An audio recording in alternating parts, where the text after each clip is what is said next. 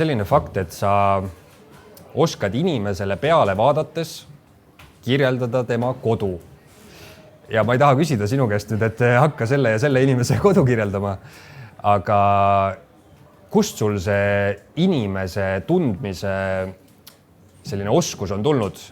Kas see on tulnud näiteks ühest telesaatest, kus inimesed olid valedetektori all ja siis kuidas sa nagu oskad inimesi lugeda? Vist on nii, et seda oskuseks nimetada ei ole vist päris õige, sest oskus tähendab seda, et ma valdan seda. Et see on nii, et kui see oleks oskus, siis see hakkaks ilmselt argielu segama, et sa kõnnid mööda tänavat ja sa ainult mingisuguseid õudukaid näedki või vastupidi midagi nii head, et sa muutud kadedusest roheliseks. Eks. Et see vist ei ole päris see, aga inimestele paljudele on nende elustiil kuidagi silmadesse sisse kirjutatud. Et mõnel puhul on nii nagu majadega, et tuled põlevad, aga kedagi kodus ei ole, eks. Ja vahest on inimestega õnneks või õnnetuseks samamoodi, et vaatad otsa ja siis saad aru, et umbes vist midagi sellist.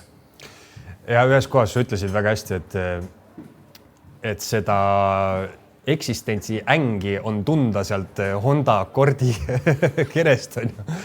Aga kui sa tarbeesemetele mõtled, siis ongi huvitav, et tegelikult me justkui karakteriseerime neid, et mõni inimene tõesti ongi, ma ei tea, valge auto inimene või mõni inimene on punase smeegi külmkapi inimene, et ta justkui on selline, see on tema stiil. Kui sa endale tarbeesemeid hangid või muretsed, kas sa suhtud neisse rohkem kui tarbeesemetesse või see peab olema ikkagi selline stiililiselt täpselt õige asi? Mul on nende esemete soetamisega isegi sokkidega või ütleme selliste, ütleme, et kuskil sellised alla 20 eurosed asjad ei tekita selliseid mõtteid, aga sellised suuremad soetamised on minul seotud sellise asjaga, et ma jõudes selle mingisuguse kotiga koju, siis ma ütlen iseendale, oli seda siis nüüd jälle kurat vaja, eks ju.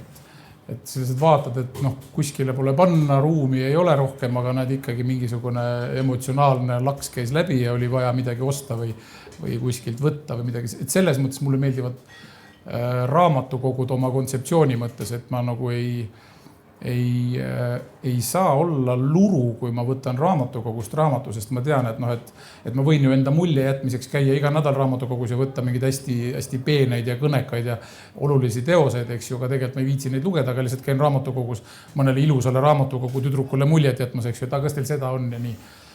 Et vahest on meestel, mis seal salata, käivad ju poes ka samamoodi, et lihtsalt et mõni pood on lihtsalt ilus või rahulik või seal on mõni ilus müüja ja siis sa lähedki ja siis nagu käid ja proovid riideid või teed ja oled kuidagi seal asjatad. Aga ega sa jah selles mõttes, mul ei ole niisugust, et ma oleksin mingi tarbeeseme suhteid. Võib-olla ainukene see, mida ma võin küll öelda, et mul on elus olnud üldse kokku terve elu peale ainult üks niisugune tavaline auto selles mõttes, et minu esimene auto, mis mul oli niisugune roheline Žigull, aga sellest edasi alates on mul olnud kõik suured autod. Mitte suured selles mõttes, et nagu mahult võid, aga kõrged autod. Et ma sõidan praegu mingisuguse kõrge autoga ja mul on olnud kogu aeg sellised suured autod.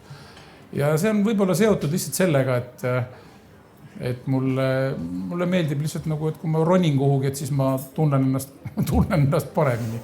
Et kui ma olen kuskil kõrgel ja näen kaugemale ja paremini, et see on ainult sellega seotud, et mul ei ole olnud vajadust kuidagi millegi sellisega silma paista, vaid lihtsalt mulle meeldib see tunne, et ma olen seal, kus ma tahan.